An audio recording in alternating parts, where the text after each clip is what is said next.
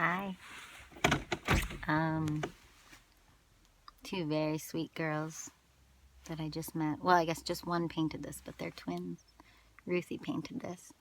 And I'm in Iowa City, just on a side street, because I needed to try to free up some phone storage in case you guys are watching this. David and Alyssa, thank you. You are the kindest hosts ever. Your entire family is. And, okay, part 2. I hope this works. I just bought more iCloud storage, so if this doesn't work, then I don't know what the point of that is. Anyway, hi, I'm in Iowa City. Need makeup. Cool. Hi, I'm in Iowa City. This was made by... No. Hello, I'm in Iowa City, sitting in a random neighborhood, and just kind of trying to preserve this moment. I just left Alyssa and David's house and just feeling so loved. I just spent about 20 to 25 minutes trying to make room on my cell phone and just couldn't make enough room. And so I don't know how this angle is. I don't know how this video looks. But here I am. This is my Zoom recorder. I know the audio is better on it, but I really like the iPhone recording that I can see what it looks like. This makes me feel very weird. I don't know what angle you're getting. I don't know what the lighting's like. My seatbelt on and I've been sitting here parked. Anyway, but yeah, normally I even just bought more iPhone storage to try to, I've never shown my phone in the video. So I bought more iPhone storage thinking, oh hey, look, meta. I have a rainbow on my face because Ruthie painted it and her sister Sawyer approved. They're twins. They're amazing. Emmy's amazing. The whole family's amazing. They made me feel very loved. I did a house show in Iowa City. It was my first time really spending time in Iowa. That's what I'm used to, is staring at my own face. I'm not trying to be meta. I'm literally just weirding myself out. I can see the camera and I can see my face. You probably can't see this, but I can't see what you can see. I don't know. So I don't know. This angle could be up my nose for all I know, and it's super weird and awkward. I could tip it. No, I don't know. I don't know what's the right thing to do. Anyway, here I could just talk to myself.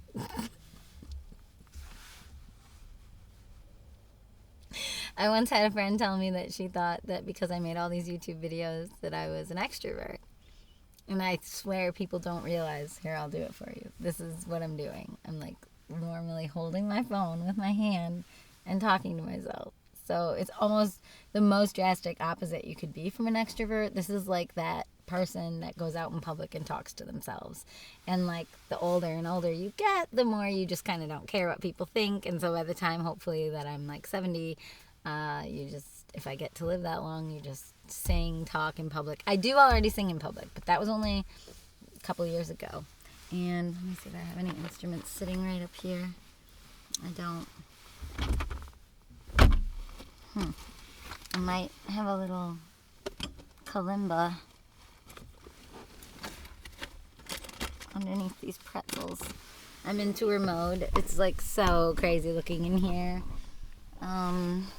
Tour and family visit mode, so my car is just a mixture of things. There's sound gear all buried in here. The PA, my keyboard, plus 2 extra keyboards that I build this whole little station with. What else? There's so much. And there's my ukulele.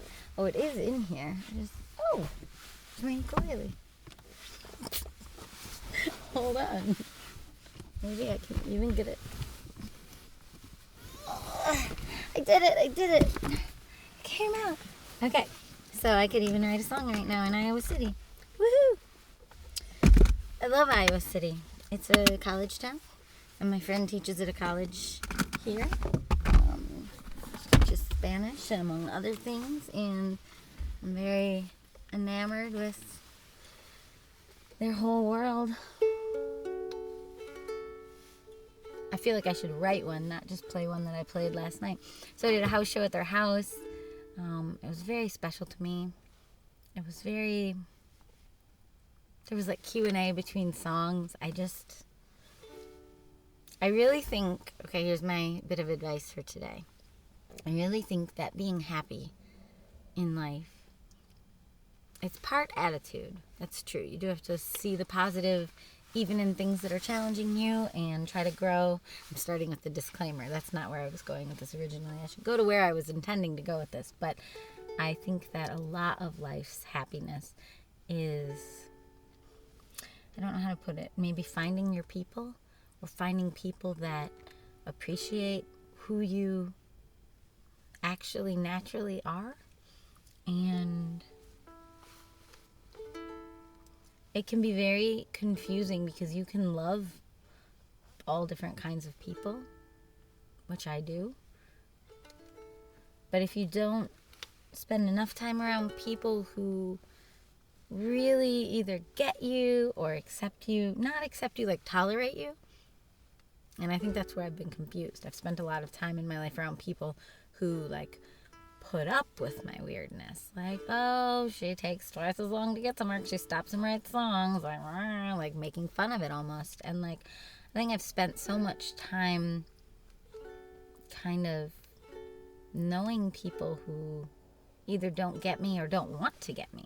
Like, they probably could, but it's just not in their wheelhouse to see life that way. And because it's very impractical. A lot of what I do is insanely impractical, and so practical people might not get me or get the point of why I live the way I live. But, you know, I don't get the point of why they live the way they live, maybe, because if you're so practical, like say somebody's so practically planning towards retirement, well, by the time you get to retirement, you might not know yourself if you didn't try to be yourself all along.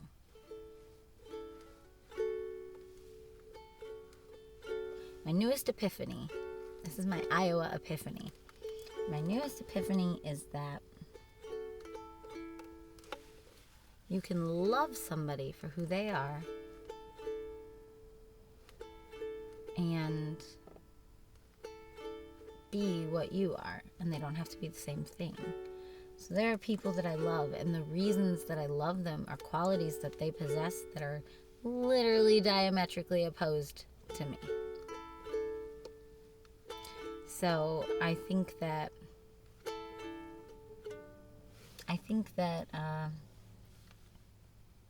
in the past, what I feel like I've tried to do in my life is look around at people who have qualities that I love the most of all, that make me feel the safest, that make me feel the most loved, that make me feel the most welcome and safe to be myself.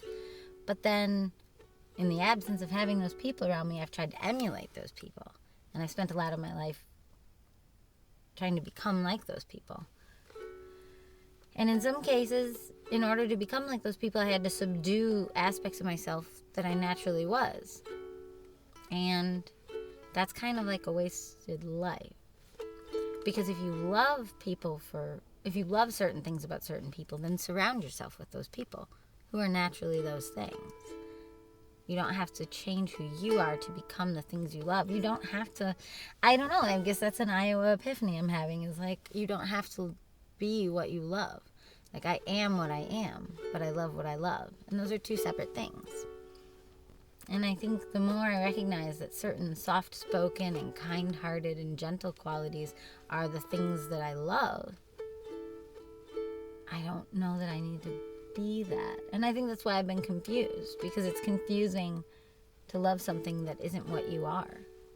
It's made me feel very hesitant to be what I am, because how can you be something that isn't the thing that you love? It makes you feel weird, like, I love this other thing, but I'm actually kind of overbearing or kind of outgoing. And like, I'm very introverted, but I'm very big. Like, I have a lot of energy and a lot of bigness, and like, that isn't necessarily what I'm drawn to in other people. And so that's maybe made me feel really apologetic for what I am. Rather than look around the world and wonder, well, maybe those people that are exactly what I love are drawn to people like me, who are naturally more expressive to the point of explosive. like so much in your face. And I learned that I needed to allow myself to be this in the last couple of years. And that's what this YouTube experiment really is like just allowing. That kind of summarizes all of my YouTube randomness. It's just allowing. I'm allowing myself to do and follow whatever weird impulses I have, including randomly, I just left these beautiful people and they sent me out with this really amazing coffee, and suddenly, less than a mile away, I'm pulled over and writing things, and hey, I'm pulled up in front of my favorite color house. It's like a warm butter yellow, and it has one of my lucky numbers, 222. I'm wearing face paint. And I'm about to go have a big songwriting day before seeing my friend in Chicago. I don't know what the right angle is because I'm not used to using this thing. I wish I could turn it around and check it and see how this is looking for you, but I can't. It's all my craziness. That's not their house. They live by family. It's just so unbelievably charming. I just love this whole day, this whole 24 hours. I also saw my other friend, Mandy, from college, and she is just a light.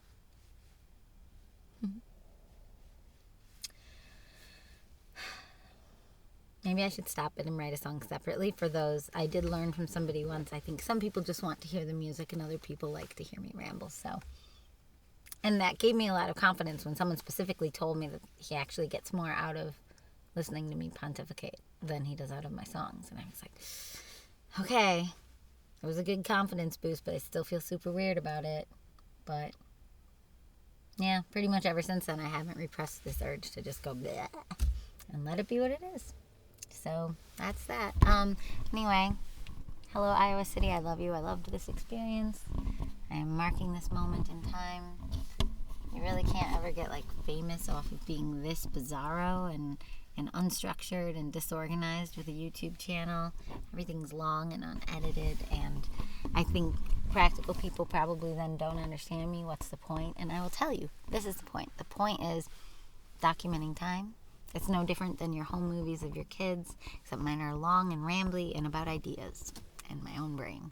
And I would probably include more other people if there were more people like me in the world who didn't mind just an unstructured, just loose whatever. But, a bunch did do those friendship challenges with me and played instruments with me, and we made up songs on the spot, and it was great. And if you're curious about that, that was in the 365 songs in 365 days challenge that I did. I'm not done with it, but I'm making playlists all over my YouTube channel. So if you want to just hear a bunch of songs written, a song a day for a year, that was in 2017 and early 2018, and you just can go to that playlist. I think I started it but not finished it yet. Anyway, I'll get on that. I do have this 52 Dreams challenge going right now, and I'm supposed to be doing a new task once a week for 52 weeks, and I think it's week 16, and I've just kind of bailed on it the last week and a half. I don't feel like I failed because I'm still doing tons of extra things, and plus I've been traveling and a little bit touring, and there was a funeral that I had to go to. I didn't have to. I chose to go to. I wanted to support my whole family and the family that had been friends with us since we were kids. And I was visiting my brother as well, and there's just,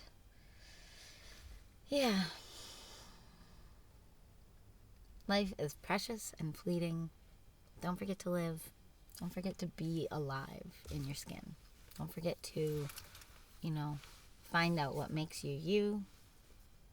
Or you don't even have to find it out. It's actually quite simple. Little kids are usually very in touch with it. Watch kids. They often know who they are, and it's a very direct moment, and they don't analyze whether or not who they are has the right place in society or in systems, like family systems. They just are, and then, blah, blah, blah. I'm going to write a song now. Bye.